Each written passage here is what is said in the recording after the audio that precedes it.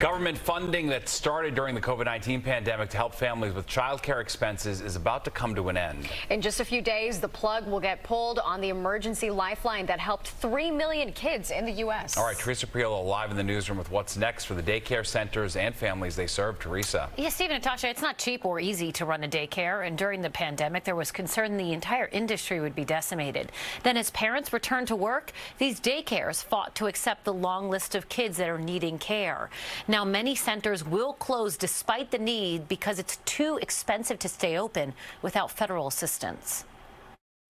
First, they'll raise prices, then they'll probably, shrink the number of children they serve, and then we'll see closures. And that's how your child's neighborhood daycare will meet its fate.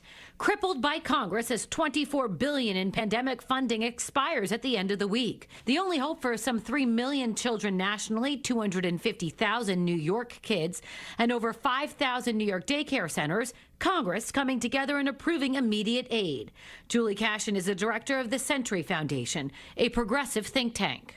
Before anyone had ever heard of the COVID pandemic, a lot of families were struggling. They were struggling to find childcare, to afford childcare, and childcare providers were struggling to make the math work to keep their doors open. That cash infusion kept the lights on at 220,000 U.S. facilities at a time when the industry was on life support and parents were being called back to work. The idea was that this funding would be in place and then we'd be building a bridge to the next step where we'd build a whole system. That didn't happen, and instead, the system is broke and broken. We need to reimagine childcare, and there needs to be a lot done to connect agencies and research. Kids Club is just one of the daycare centers on the front lines, balancing keeping those lights on while also keeping good teachers. People need to understand the importance of teachers, how much they do and how much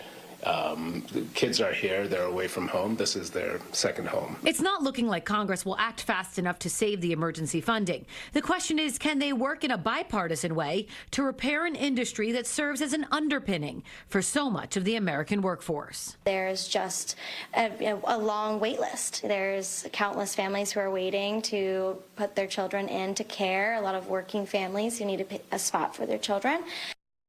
And when we talk about the importance of childcare, the loss in tax and business revenue from these centers closing could top $10 billion annually across the country.